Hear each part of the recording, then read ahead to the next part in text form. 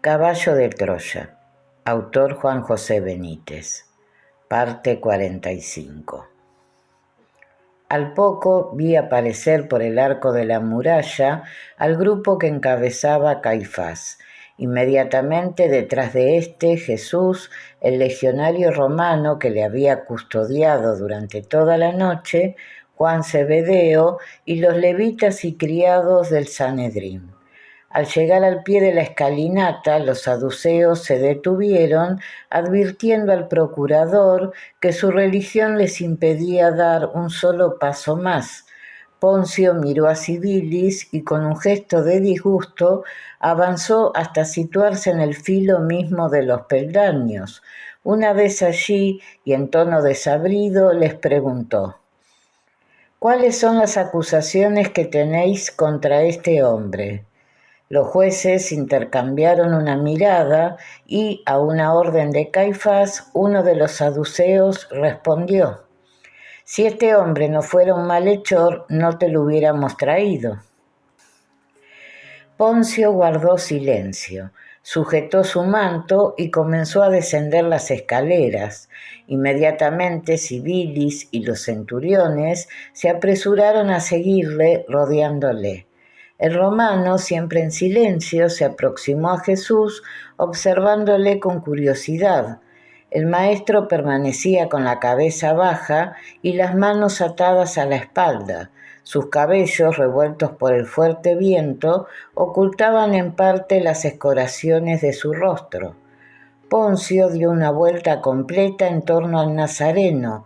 Después, sin hacer comentario alguno, pero con una evidente mueca de repugnancia en sus labios, volvió a subir los peldaños. Sin lugar a dudas, y Civilis me confirmaría esta sospecha poco después, el procurador había sido previamente informado de la sesión matinal del Sanedrín, así como de las discrepancias surgidas entre los jueces a la hora de fijar las acusaciones. Según Civilis, una de las sirvientas y el intérprete de la esposa de Pilato, Claudia Prócula, conocían las enseñanzas de Jesús de Nazaret, habiendo informado al procurador de los prodigios y de las predicaciones del rabí.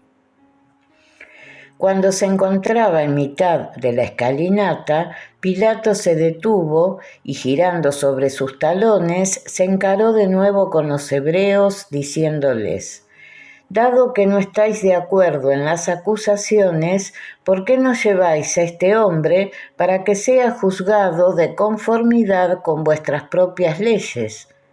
Aquellas frases del procurador cayeron como un jarro de agua fría sobre los sanedritas, que no esperaban semejante resistencia por parte de Poncio, y visiblemente nerviosos respondieron: no tenemos derecho a condenar a un hombre a muerte, y este perturbador de nuestra nación merece la muerte por cuanto ha dicho y hecho.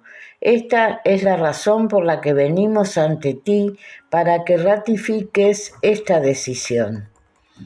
Pilato sonrió maliciosamente. Aquel público reconocimiento de la impotencia judía para pronunciar y ejecutar una sentencia de muerte, ni siquiera contra uno de los suyos, le había llenado de satisfacción. Su odio por los judíos era mucho más profundo de lo que podía suponer. Yo no condenaré a este hombre, intervino el romano, señalando a Jesús con su mano derecha, sin un juicio, y nunca consentiré que le interroguen hasta no recibir por escrito, recalcó Poncio con énfasis, las acusaciones.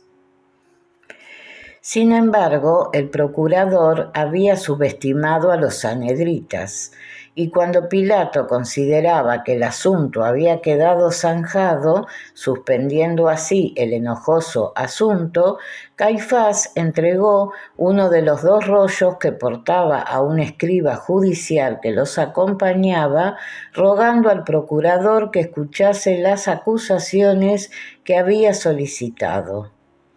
Aquella maniobra sorprendió a Poncio, que no tuvo más remedio que detener sus pasos cuando estaba a punto de entrar en su residencia.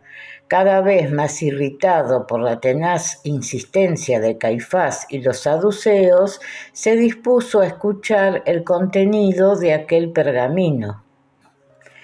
El escriba lo desenrolló y, adoptando un tono solemne, procedió a su lectura. El tribunal sanedrita estima que este hombre es un malhechor y un perturbador de nuestra nación en base a las siguientes acusaciones.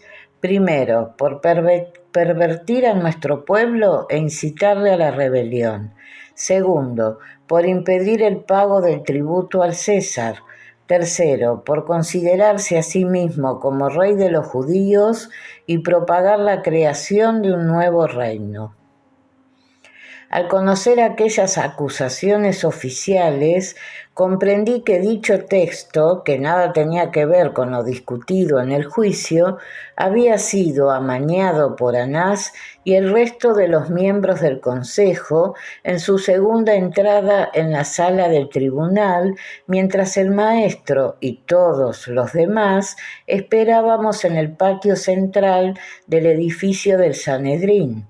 Ahora me explicaba el porqué de aquellas agrias discusiones entre Caifás, Anás y los jueces y la súbita aparición de un segundo pergamino en las manos del sumo sacerdote momentos antes de salir hacia la torre Antonia. Muy astutamente, los saduceos habían preparado aquellas 3 acusaciones de forma que el procurador romano se viera inevitablemente involucrado en el proceso. Poncio pidió a Civilis que se aproximara y le susurró algo al oído. El centurión asintió con la cabeza. Aquella consulta confidencial, según supe por el comandante en jefe de la legión, se había centrado en las informaciones que obraban en poder del procurador y que, tal y como todos sabíamos, señalaban que el complot contra el nazareno tenía unas raíces pura y estrictamente religiosas. Pilato comprendió al momento que aquel cambio en la estrategia de los sacerdotes obedecía únicamente a su fanatismo y ciego odio hacia aquel visionario que había sido capaz de desafiar la autoridad del sumo pontífice, ridiculizando a las castas sacerdotales. Sin proponérselo, Caifás y sus esbirros habían conseguido con aquel engaño que Poncio Pilato se inclinase ya desde un principio no en favor de Jesús, a quien prácticamente ignoraba, sino en contra de aquella ralea de mala madre, según palabras del propio Romano. Era sumamente importante tener en cuenta estos hechos de cara a la conducta y a los sucesivos intentos del representante del emperador por liberar al maestro. Nada hubiera satisfecho más su desprecio hacia la suprema autoridad judía que hacerles morder el polvo poniendo en libertad al prisionero. Pero los acontecimientos, a pesar del procurador, iban a tomar caminos insospechados. Poncio guardó silencio, dirigió una mirada de desprecio a los jueces y, descendiendo los escalones por segunda vez, se abrió paso hasta el Galileo. Una vez allí, ante la expectación general, preguntó al maestro qué tenía que alegar en su defensa. Jesús no levantó el rostro. Civilis, que había seguido los pasos de su jefe, levantó el bastón de vid, dispuesto a golpear al Galileo, por lo que consideró una falta de respeto, pero el procurador le detuvo. Aunque su confusión y disgusto eran cada vez mayores, el romano comprendió que aquel no era el escenario más idóneo para interrogar al prisionero. La sola presencia de los sanhedritas podía suponer un freno tanto para él como para el reo, y volviéndose hasta el primer centurión, dio las órdenes para que condujeran al gigante al interior de su residencia. Civilis hizo una señal al soldado que custodiaba al rabí, y ambos, en compañía de Juan Zebedeo y de algunos de los domésticos del Sanedrín, siguieron a Pilato y a los oficiales. Caifás y los jueces permanecieron en el patio. La contrariedad reflejada en sus rostros ponía de manifiesto su frustrado deseo de acompañar a Jesús de Nazaret y asistir al interrogatorio privado, pero su propio fanatismo religioso acababa de jugarles una mala pasada. Por supuesto, dudo mucho que Pilato hubiera autorizado su presencia en el citado interrogatorio. Al cruzar junto a mí, el procurador me hizo un gesto invitándome a que le acompañase. «Dime, Jasón», me preguntó Poncio mientras atravesábamos el hall en dirección a la escalinata frontal. «¿Conoces a este mago? ¿Crees que puede resultar un celota?» Aquel fue un momento especialmente delicado para mí.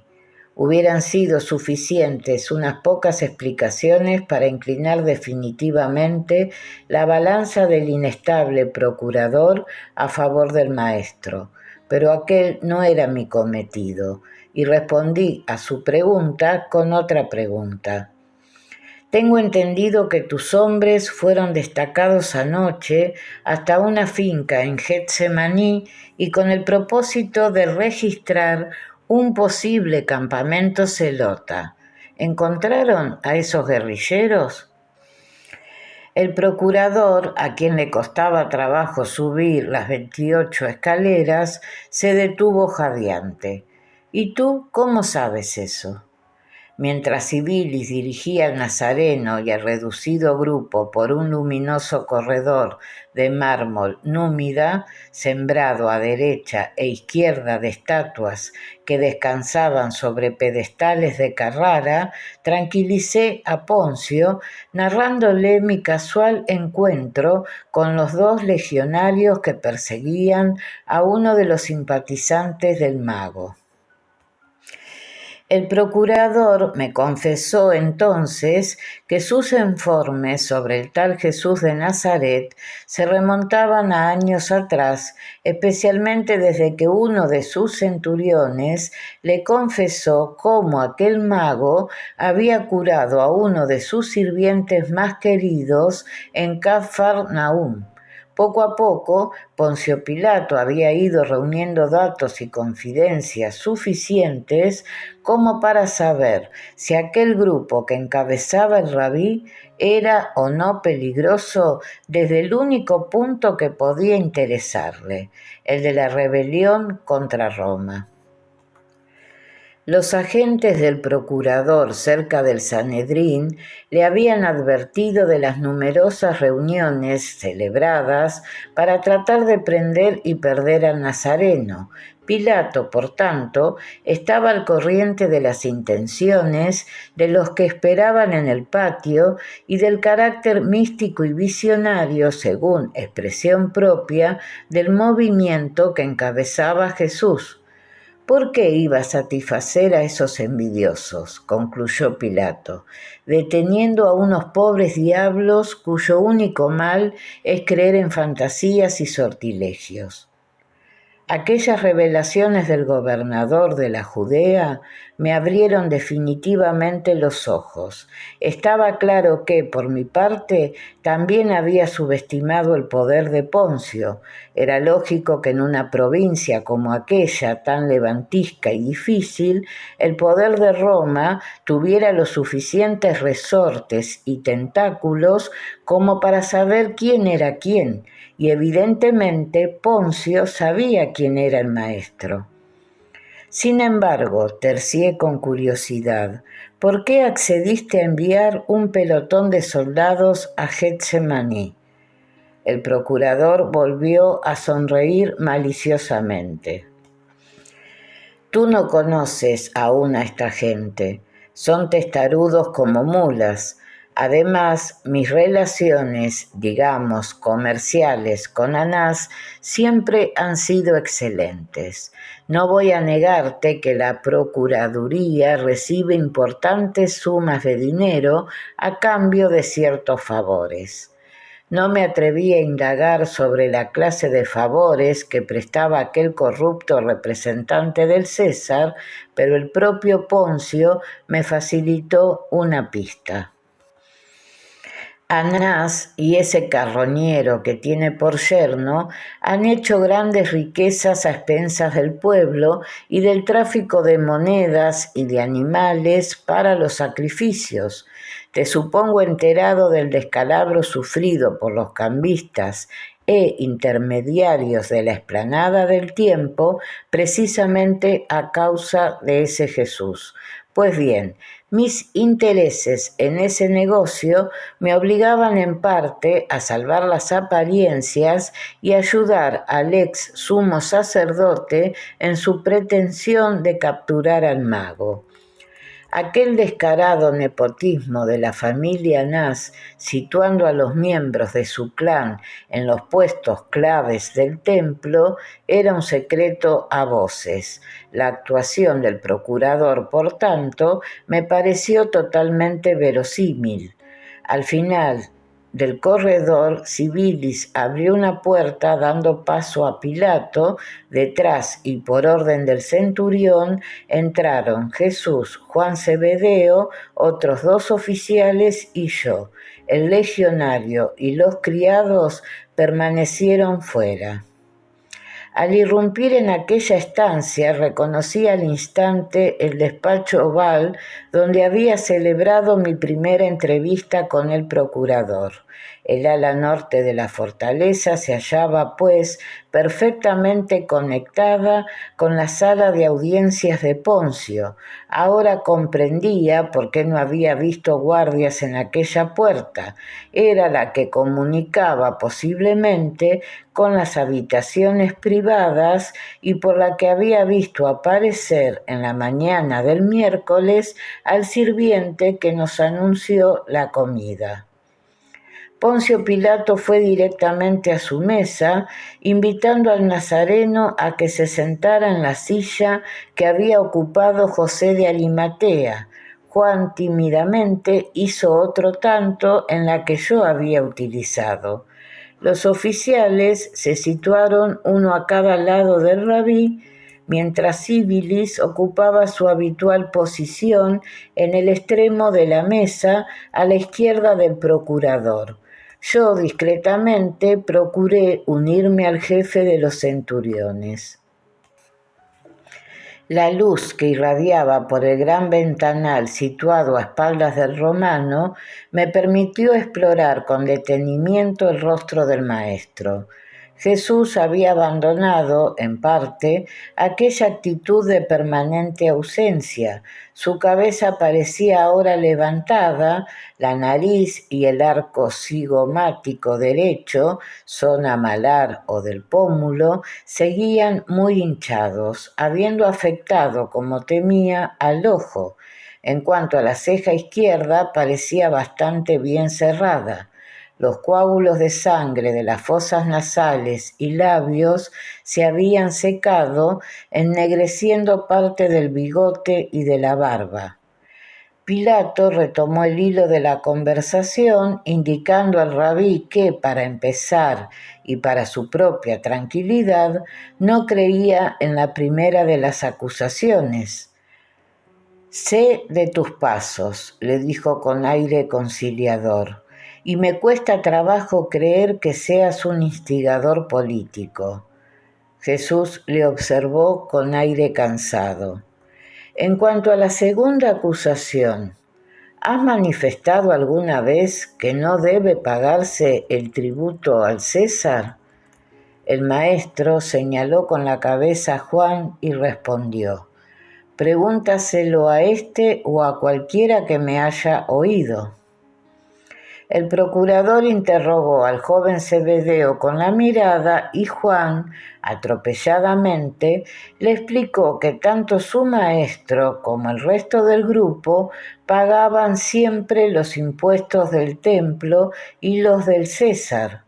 Cuando el discípulo se disponía a extenderse sobre otras enseñanzas, Pilato hizo un gesto con la mano, ordenándole que guardara silencio. Es suficiente, le dijo, y cuidado con informar a nadie de lo que has hablado conmigo. Y así fue. Ni siquiera en el texto evangélico escrito por Juan muchos años más tarde se recoge esta parte de la entrevista del procurador romano con Jesús. Es más, el escritor sagrado no hace siquiera mención de su presencia en dicho diálogo.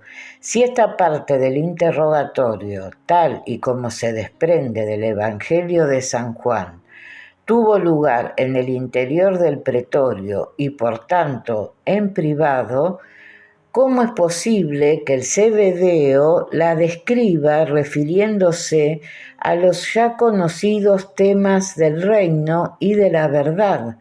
Solo podía haber una explicación, que él precisamente hubiera sido testigo de excepción. Pilato se dirigió nuevamente al Galileo. En lo que se refiere a la tercera de las acusaciones, dime, ¿eres tú el rey de los judíos? El tono del procurador era sincero, eso al menos fue mi impresión, y el maestro esbozó una débil sonrisa. Al hacerlo, una de las grietas del labio inferior volvió a abrirse y un finísimo reguerillo de sangre se precipitó entre los pelos de la barba. Pilato, repuso el rabí, ¿haces esa pregunta por ti mismo o la has recogido de los acusadores? El procurador abrió sus ojos indignado. ¿Es que soy un judío? Tu propio pueblo te ha entregado y los principales sacerdotes me han pedido tu pena de muerte.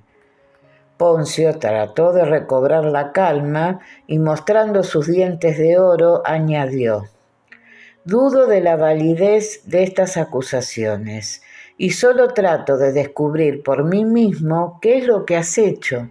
Por eso te preguntaré por segunda vez.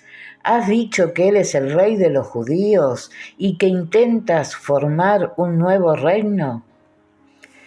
El Galileo no se demoró en su respuesta. ¿No ves que mi reino no está en este mundo? Si así fuera, mis discípulos hubieran luchado para que no me entregaran a los judíos. Mi presencia aquí ante ti y atado demuestra a todos los hombres que mi reino es una dominación espiritual, la de la confraternidad de los hombres que, por amor y fe, han pasado a ser hijos de Dios. Este ofrecimiento es igual para gentiles que para judíos. Pilato se levantó y golpeando la mesa con la palma de su mano, exclamó sin poder reprimir su sorpresa: por consiguiente, tú eres rey. Sí, contestó el prisionero, mirando cara a cara al procurador. Soy un rey de este género y mi reino es la familia de los que creen en mi Padre que está en los cielos. He nacido para revelar a mi Padre a todos los hombres y testimoniar la verdad de Dios. Y ahora mismo declaro que el amante de la verdad me oye. El procurador dio un pequeño rodeo en torno a la mesa y situándose entre Juan y el prisionero, comentó para sí mismo: la verdad, ¿qué es la verdad? ¿Quién la conoce? Y antes de que Jesús llegara a responder, hizo una señal a Civilis, dando por concluido el interrogatorio. Los oficiales obligaron al rabí a incorporarse y Poncio abrió la puerta, ordenando a sus hombres que llevaran al Nazareno a la presencia de Caifás. Cuando avanzábamos nuevamente por el corredor, Pilato se situó a mi altura, haciendo un solo pero elocuente comentario. Este hombre es un estoico. Conozco sus enseñanzas y sé lo que predican. El hombre sabio es siempre un rey. Después de aquel razonamiento, deduje que el romano estaba dispuesto a liberar a Jesús. Al presentarse por segunda vez ante los judíos, su actitud me confirmó aquel presentimiento. Poco antes de las 9 de la mañana, Poncio se asomaba a la terraza y, adoptando un tono autoritario, sentenció: «He interrogado a este hombre y no veo culpabilidad alguna. No le considero culpable de las acusaciones formuladas contra él. Por esta causa pienso que debe ser puesto en libertad». Caifás y los saduceos quedaron desconcertados, pero al instante reaccionaron, gritando y haciendo mil aspavientos. Civilis interrogó a Poncio con la mirada, al tiempo que echaba mano de su espada, pero el procurador volvió a pedirle calma. Uno de los oficiales regresó precipitadamente al interior del pretorio, posiblemente en busca de refuerzos. Muy alterado, uno de los sanhedritas se destacó del grupo y, ascendiendo 3 o 4 escalones, increpó a Pilato con las siguientes frases: «Este hombre incita al pueblo, empezó por Galilea y ha continuado hasta Judea. Es autor de desórdenes y un malhechor. Si dejas libre a este hombre, lo lamentarás mucho tiempo». Sin pretenderlo, aquel saduceo acababa de proporcionar a Pilato un motivo para esquivar el desagradable tema, al menos temporalmente. El procurador se acercó entonces a su centurión jefe, comunicándole: «Este hombre es un Galileo, condúzcanle inmediatamente ante Herodes». Civilis se dispuso a cumplir la voluntad de Poncio y, cuando se dirigía hacia el legionario encargado de la custodia del maestro, Pilato se volvió desde lo alto de la plataforma añadiendo: y en cuanto le haya interrogado, traedme sus conclusiones». En esta ocasión fue el propio Civilis quien se responsabilizó de la custodia del maestro.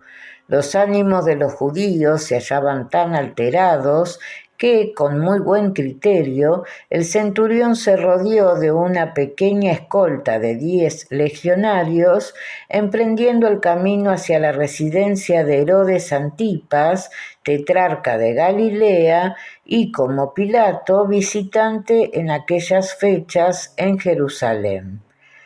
Este Herodes era hijo del tristemente célebre Herodes el Grande, el que había ordenado la matanza de los niños menores de 2 años en Belén y su entorno, una masacre muy propia del carácter y trayectoria de aquel rey, odiado por el pueblo y al que llamaban con el despreciativo de criado edomita. A través de numerosas pesquisas, Caballo de Troya pudo averiguar que la sanguinaria matanza de los inocentes alcanzó a una 30 de niños. Civilis, a la cabeza, cruzó el puente levadizo, detrás los soldados arropando al maestro y formados en 2 hileras, y a escasa distancia el resto del grupo: Caifás, el puñado de jueces, Judas Iscariote, Juan Zebedeo, el anciano José de Arimatea y yo. Mientras salíamos de la fortaleza, me volví hacia el portalón abierto en la muralla norte y la confusión reinó de nuevo en mi cerebro. Según los textos evangélicos, una gran muchedumbre debía acudir hasta las mismísimas puertas del pretorio. Pero, ¿cómo podía ser esto? De momento, las entrevistas con Poncio Pilato se habían celebrado poco menos que de forma privada. Solo aquella reducida representación del Sanedrín había tenido acceso al interior de la Torre Antonia. Además, seguí reflexionando mientras descendíamos en dirección al barrio alto de la ciudad, sin el expreso consentimiento del procurador o de sus oficiales, ningún hebreo podía traspasar el muro o parapeto exterior y mucho menos el foso que rodeaba aquella zona del cuartel general romano. ¿Qué iba a ocurrir, por tanto, para que la multitud judía pudiera llegar hasta las escalinatas de la residencia privada de Poncio? Juan, el discípulo amado de Jesús, informó inmediatamente a José y al mensajero de cuánto había sucedido al pie del pretorio y en el interrogatorio privado del procurador, evitando, eso sí, su conversación con el romano. El joven Zebedeo había recobrado las esperanzas. Le vi optimista ante las declaraciones de Pilato. Verdaderamente llevaba razón. Si el proceso se hubiera mantenido dentro de aquella línea, prácticamente circunscripto al pequeño círculo de los sanhedritas y del gobernador extranjero, quizás la suerte del maestro hubiera sido otra, pero las maquinaciones de Caifás y sus hombres no cesaban. El correo, una vez recogidas las últimas noticias sobre Jesús, se despidió de los amigos del rabí, desapareciendo a la carrera hacia el campamento de Getsemaní. Fue al cruzar bajo la puerta de los peces cuando el de Arimatea, al ver cómo un nutrido grupo de hebreos, presidido por varios jefes del templo y otros fariseos, se unía al sumo sacerdote y a los saduceos, expresó su desaliento.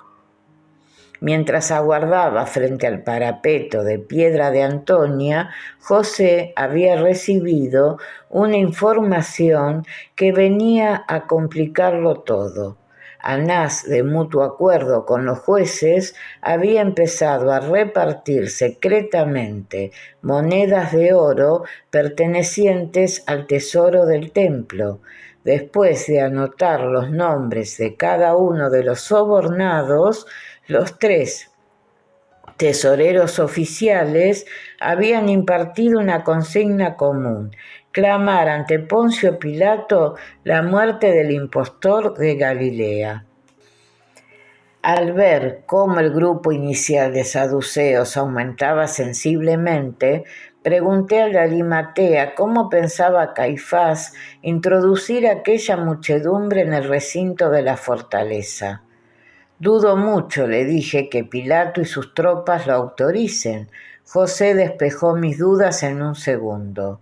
Casualmente, aquella misma mañana del viernes, víspera de la Pascua, los judíos disfrutaban de una antigua prerrogativa.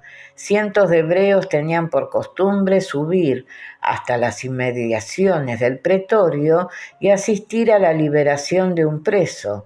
Esa gracia, potestad que recaía en el procurador, constituía uno de los gestos de amistad y simpatía de Roma hacia sus súbditos.